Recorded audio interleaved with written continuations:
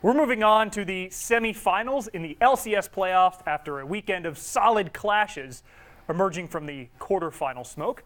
Team SoloMid and FlyQuest. And in our moment of the week, brought to you by Omen by HP, we tag in Emily Rand to look ahead to the semifinal pairings. Emily, let's break this down. Team Liquid versus FlyQuest. Liquid got to pick its opponent. No surprise, they went with FQ. A lot of people would consider them the weaker of the options available, but FlyQuest did take a match off of Liquid earlier this spring. How do they replicate that success in a best-of-5 format? For me, I think a lot of it actually has to do with shutting down the TL jungler Xmithy.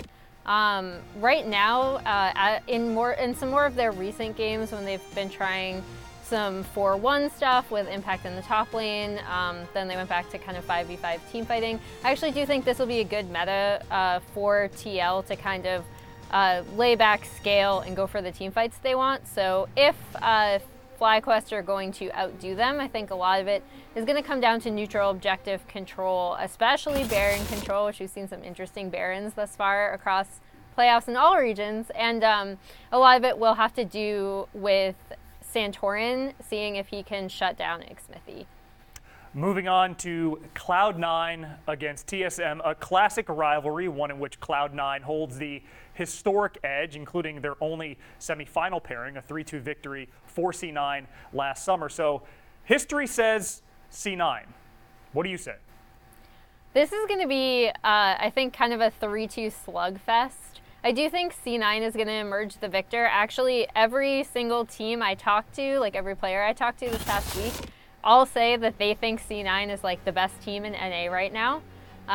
So obviously we didn't get to see certain things from them in the final week because they started their academy lineup. So that's another thing to keep in mind. We haven't seen C9, we haven't seen a lot from C9 in these past few weeks.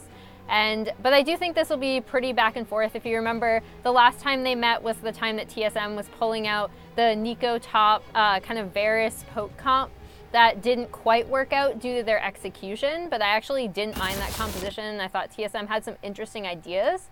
So I'm hoping to see more of that kind of creativity coming out of TSM, and if they are able to execute some of these more difficult team compositions, we could see TSM emerge the victor, but right now I'm still leaning C9. And if you're someone who follows LCS, that is appointment viewing, as is Emily Rand, hitting us with the good info as always. Emily, thanks so much. And for more League of Legends playoff coverage, keep it locked at ESPN.com/esports.